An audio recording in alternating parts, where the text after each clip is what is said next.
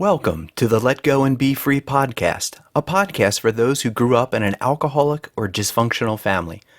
I'm your host, Ron Vitale, author of the Let Go and Be Free 100 Daily Reflections for Adult Children of Alcoholics series. If you'd like to learn more, feel free to visit letgoandbefree.com. And with that, let's get on with the show. And welcome to the show. For this week, we are going to focus on step 4 of the 12 steps. And if you haven't read, or I should say if you haven't listened to the past several podcasts, I would recommend that you go back, take a look at step 1, step 2, step 3, and then now we're going through step 4. And I hope that this series of going each week through the various 12 steps will be helpful to you. I know that as I've gone through, in my life, I've spent time reflecting each day on the 12 steps. It's something that I've just kind of worked into my daily routine. When I wake up, I lie in bed for a bit, and I will say, in my head, the 12 steps, and just quickly do a check-in with myself so I can kind of reflect on, various steps of like, oh, you know what, maybe I need to focus on this today or that today, or just to be mindful, of the steps and then of my behavior through the course of the day. If I'm very stressed out, it's very difficult to remember to do that, but I do find it to be helpful to set a certain amount of time, each day. For me, because I do it, when I first wake up, it's just become a habit, and it's part of my, again, my daily routine. So no matter if you want to follow the 12 steps or you decide the 12 steps are not for you, I do believe that there are at least pieces, the tenets of the steps are helpful. I especially think step 4 is extremely helpful, at least to me, when I've seen others and talked to others when I've gone to ACOA meetings. So let's start off with a very simple, let me read what the step is. Again, I like to read it twice. So step 4, made a searching and fearless moral inventory of ourselves. Again, I'll read that again. Step 4, made a searching and fearless moral inventory of ourselves. Now, I took this step off of the official adultchildren.org website. It's in the literature section under steps on the site. However, my memory of the step is make a searching and fearless moral inventory of ourselves. More like do it now kind of thing. But they have it listed as made, kind of like, I guess, past tense, you've done it. I like it more in the present tense saying make it, because it helps me reflect. Like made makes it sound like you do it once, you're good. Check. I did it and I never have to do it again. I don't believe that's their intention, but when it's put in the past tense like that, it does make it seem that you only do this once and then you're done and over with it. However, on the other side of the coin, the purpose of this step, it's not meant for us to be down on ourselves. If we were to reflect and start internalizing, all our faults, all the challenges we have, I can see how that could, make a person feel trapped, because they're trying to figure out, well, how do I change all these behaviors? How do I become a better person? I learned all these dysfunctional behaviors when I was a kid. I don't know what is the right path. I feel trapped. I feel confused. And I can see how that could be extremely overwhelming. You sit down and you reflect and you say, well, look at all these wonderful things that I do wrong. And then you kind of pick at them. And before you know it, you're kind of stuck in a circle of condemnation of yourself. And I don't think that that's very helpful. But what I do think is helpful is that when you do this searching and fearless moral inventory of yourself, that it helps set the stage for growth. Becoming aware of your faults is a step in the right direction to then say, okay, I know the things, here are my quirks, here are my dysfunctional behaviors, here are the things that I can do that I'd like to change because I'll have better interactions with people. I feel more confident about myself. So you're setting that groundwork so that you can move forward and learn the skills on how to be someone in, I guess, a healthier behavior pattern. And I want to stop for a second. I'm not saying that we are broken people. I'm not saying that here are all the things that are wrong with us and we're bad and we need to do these things to become better. What I am saying is I believe that each of us, we're all, to be loved. We're worthy of love. We are good people, but we do bad things. We have, like any person, quirks, and we've learned things as children that have helped us survive. But now, as we're adults, we can't use those same coping mechanisms to move forward in life. If we do, we will be trapped. So I'll try to think of a simple example here. If I grew up in a family in which when there's arguments, the person who yelled the loudest wins, if I take that same behavior and then apply it in my modern, relationships where I am today currently, I'm going to alienate the people around me. Yelling and screaming can also be a good defensive mechanism. You put on a strong defense so that you get this thick skin. Nobody can hurt you. You're on your own island. And the problems, that I grew up with as a kid, I could protect myself by wearing armor. I think that's a nice solid example. So if I go about my day and I get into arguments with, let's say, people at work or, my spouse or friends, and I'm always like putting my armor on, always like pushing back and yelling and screaming and, obviously I'm exaggerating this example, but you could see that that's going to make me a very lonely person and no one's going to want to truly be my friend. And they're not going to want to work with me at my job. My spouse is probably not going to want to be with me, nor would my kids. Again, an extreme example. Something that may have helped us, in the past, may not necessarily be good for us in the present. In the same example, let's say I grew up in a dysfunctional family in which there was lots of yelling and screaming and arguments and such. To withdraw and then to go within oneself and shut out one's emotions, that also can become a dysfunctional set of behaviors in which anytime you get into an argument, let's say you're at work and something isn't going your way, you shut down and you become quiet. And you're in a room full of people and, the let's say the boss, let's say she's saying, does anybody have any questions?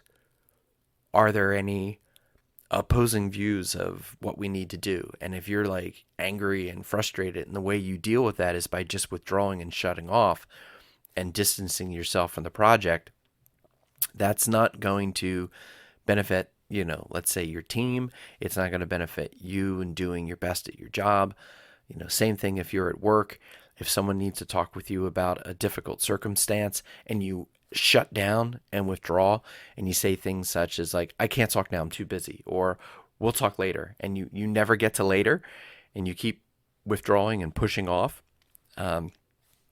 you're not going to find ways to be able to solve any problems. You're going to be constantly running away from things. Again, a very common example. So as you go through your day, and you're looking at your behaviors, how do you act or do you react when a problem comes up?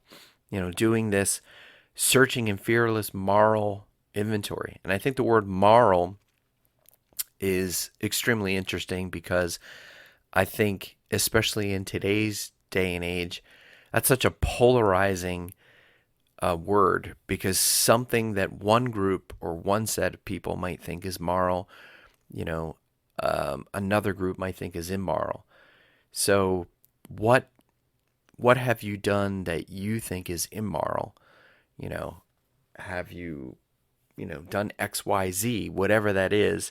Reflect on that, and the fact that you're being asked to do a searching and fearless moral inventory, meaning really kind of spend time and reflect on your behaviors and say, oh, well, I've done XYZ. Some people have, written lists down. Some people journal and like to write down, these are the things that they've done. And this is all building for future steps. So if you become aware of your dysfunctional behaviors and things that, like, let's say you're always withdrawing or you're always putting on this strong defense and yelling back at people, instead of allowing yourself to be vulnerable and having an intimate moment with, let's say, a spouse to say, the reason why I am so angry and upset is because I'm scared.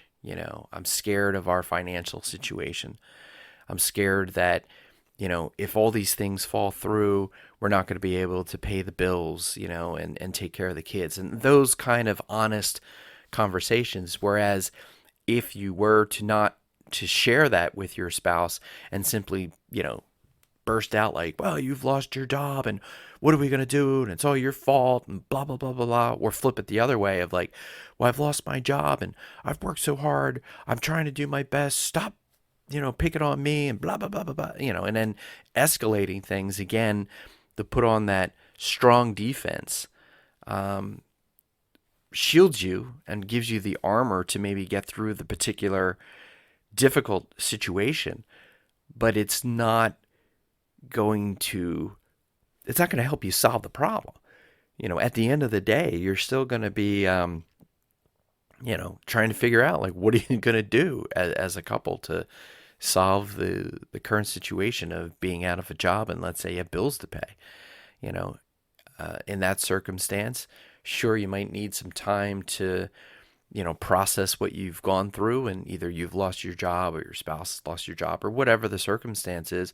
But at some point, coming together and sitting down and having a productive conversation and admitting how you feel and listening to how your spouse feels, and then together giving yourself, each of you, the room to discuss some ideas on what the plan is. Like, are you cutting costs? Do you need to sell a house? Are you going to move in with someone? You're going to go on unemployment? Do you have savings? Like, again, I'm just using a common example, but something that allows you to work out the problem with someone else instead of, let's say, avoidance. And this is just, again, an example. When you do your own fearless moral inventory, you might find, oh, maybe I'm the person that's always gossiping, or I'm talking bad about someone behind their back. I want to get back at them. Instead of me confronting them and in saying, look, I don't like how you treated me, and trying to resolve a problem with someone, you kind of go the back route. And by doing that, you think you're getting the better of that person. But what you're really doing is just sowing mistrust, because anybody who hears those stories from you knows that you're a person not to be trusted. But what's going to happen is anytime a problem comes up, you're going to be the person that's going to, basically do the same thing about that other person to others. And I always like to go back and think of, how do we like to be treated? How, if I'm in a circumstance I don't want someone to talk about me behind my back. You know, I don't want to be in a situation where, I'm treated, a certain way. I want to be treated with dignity, with respect, fairness, with compassion and empathy. When I think about that, I like to look at those around me and, have the same type of respect for others. And I just think that in today's world is just kind of missing. Um, I don't know how else to to say that except often in the culture that we live in now, it's the me, you know, me economy, the me world. I want this. I need this. I only care about me, me, me, me, me. Um, Often, though, growing up, in an addicted or dysfunctional family, we're often the martyrs. We like to see ourselves as that. We take on the responsibility of the parents that they should have been doing their job as parents, but instead, what happened is we we took that role on, and we never spent the time, to be children. We grew up too fast. We didn't learn certain socialization skills because we were too busy, acting like an adult, holding the fort down while our parents were going through whatever hell they were going through. So to take a moment, just to kind of step back for a second, I was trying to quickly Google while I was talking, and probably hear I was stumbling there for a little bit. The golden rule I had mentioned is, do unto others as you'd have them do unto you. But there's also been discussion, I came across this a few years ago, of the platinum rule. And I really have thought about this because I have to say I think I like it better. So in the golden rule, do unto others as you'd have them do unto you. But the platinum rule is do unto others as they'd want done unto them. So for example, if I like to be treated a certain way and I try to treat somebody else that exact same way, that person may not want to be treated that way, the way I want to be treated. But the platinum rule says treat them the way they want to be treated. And that adds a layer of empathy and compassion to how we interact with others. Instead of imposing our will on somebody else and being like, well, I like to be treated this way, so I'm going to treat you that way. This is I see as being more using your EQ, your emotional quotient, instead of your IQ, your intelligent quotient. The EQ is being perceptive enough to learn how somebody else wishes to be treated and then respectfully treat them that way. An example, if you are, come upon someone who is struggling with a problem, and maybe you like to have someone come up and give you advice and, help you out. If you apply that same behavior to others and you're going to tell them what you think they need to solve their problems and talk with them, maybe the person only simply wants to be listened to and no advice back. And that's something that when we do that fearless moral inventory of ourselves, that's where we can reflect of how do we interact with people. I always think that's a good place to start. Are we always, for me, it would be mansplaining. Am I always trying to tell a woman like, well, this is what I would do and blah, blah, blah, blah, blah, or am I, interacting with my children and being like, well, you should do this because when I was young, I did X, Y, Z. And I had an interesting experience. I was driving my teenage daughter to work one day, and she had, she's been going through some difficult times, and I knew that, and we had a ride, 30-40 minute ride together. So I thought I would tell her, some of my difficult struggles that I had gone through recently. And my intention was to find empathy by saying, I can relate to what you're going through. You know, I've also been going through some difficult things, and here's what I'm going through. I'm here for you, no matter what. And even though I am, an adult, I still go through difficult things too. And here's what I found that's helpful for me. Not sure if it's going to be helpful for you. But at the end of the conversation, I thought I had done a amazing job as a parent. Later in the day, what I found out was she heard it as dad just basically complained the whole time of like the problems that he has in his life. And I was kind of shocked by that because that wasn't my intention, but that's how it was heard. And I kind of felt bad about that because I was like, oh, that's not what I was trying to do. But that's what she heard. So, next time when we were in the car together, I kind of flipped things and asked if she wanted to talk. And if she said no, I respected that. Simply said, if you ever wanted to talk, I'm here to listen, and I can just shut up and not judge, but just to listen. And then our conversation just naturally flowed in a different path. And so I was able to modulate and like, hey, maybe that didn't work out so well in the past, the way I was talking with her. Maybe I needed to be more in listening mode. And that's the point of what I'm trying to learn,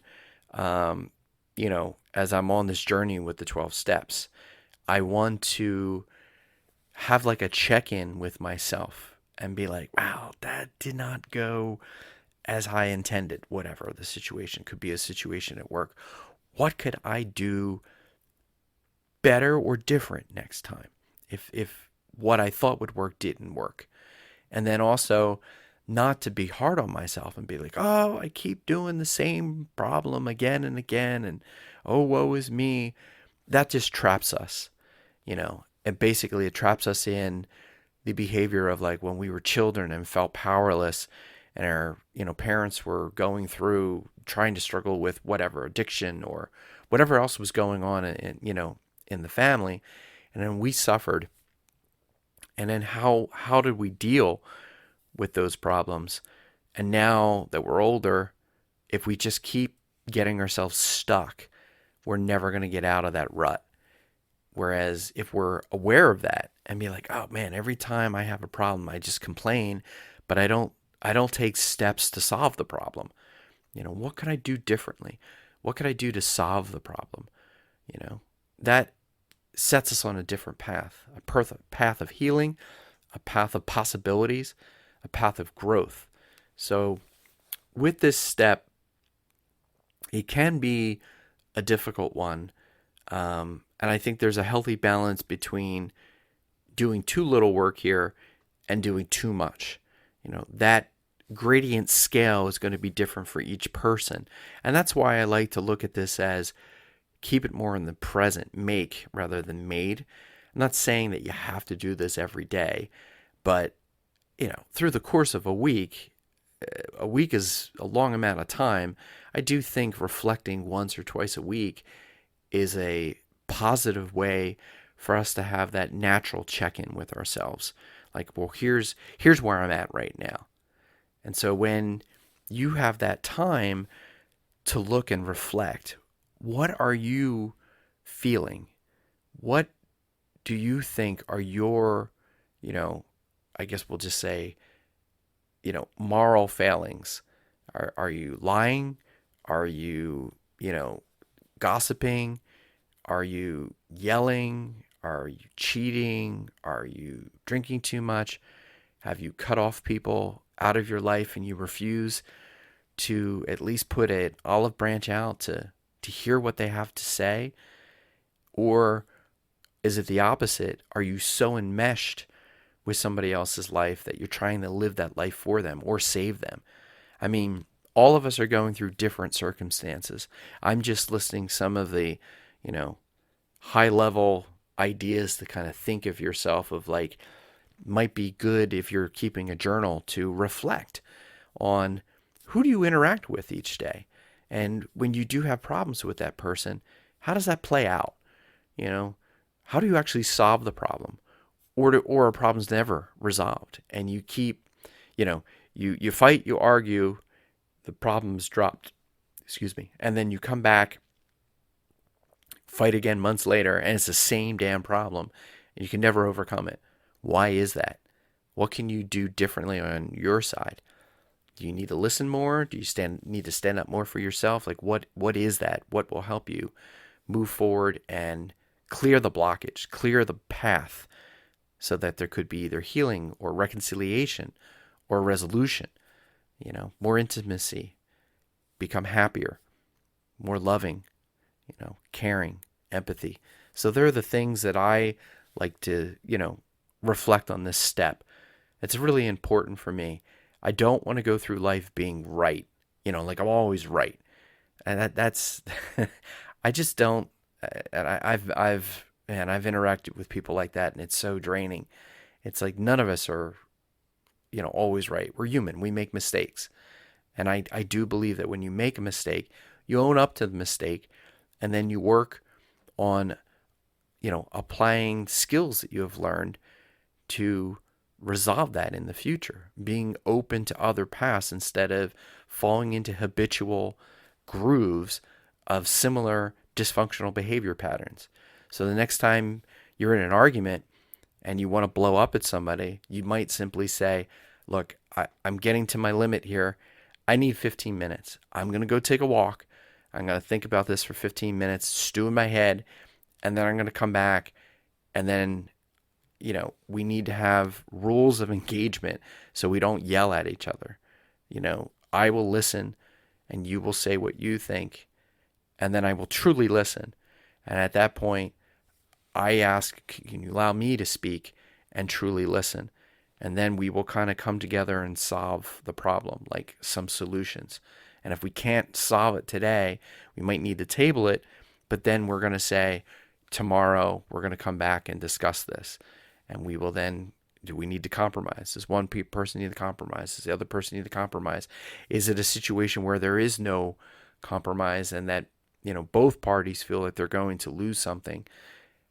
These are the complexities of relationships and how you can have things resolved.